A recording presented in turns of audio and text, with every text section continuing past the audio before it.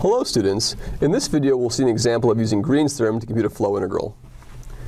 Let's suppose that we have a vector field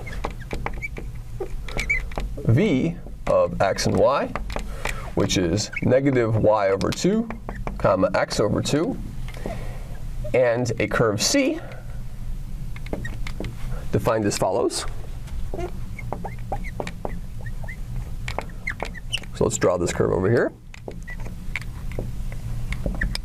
Here's my x-axis and here's my y-axis. What I'm going to do is I'm going to go over to this point.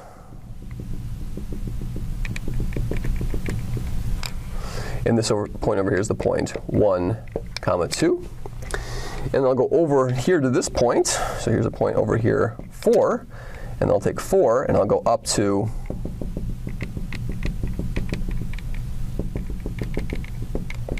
5, 2. And I'll connect the dots over here. So I have this parallelogram over here. And so what does this parallelogram do? This parallelogram goes from the origin 0, 0 to the point 4, 0. Then it goes up to the point 5, 2. Like so. So it goes like this. And we have an anti-clockwise orientation over here. Then it goes this way. And finally back down to the origin. Then it goes from 4, 0 to 5, 2, from 5, 2 to 1, 2, and from 1, 2 down to 0, 0, right? And we can check that this is a parallelogram because clearly over here that this vector is in the same direction as what? Well, 2 minus 2 is 0, and 5 minus 1 is 4. So this vector over here is in the opposite direction, but this is the vector 4, 0, or negative 4, 0. And over here we have the same vector over here, 4, 0. So in other words, these lines, the top line and the bottom line, are parallel.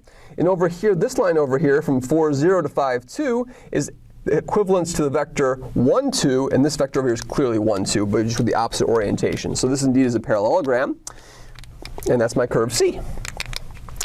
And so now we would like to find the flow integral over this closed curve C of this vector field negative y over 2, comma x over 2 dot t hat ds.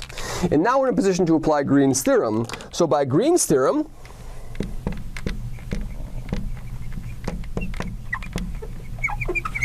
this is the double integral over this region. Let's call it region R, because this region R is the interior of C, so it's the double integral over R of the x derivative of the y entry of the vector field. That's going to be x over 2, minus the y derivative of the x entry, which is negative y over 2 dA.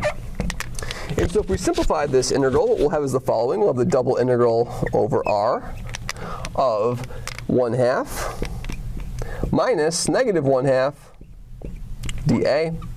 And that just gives me the double integral over R of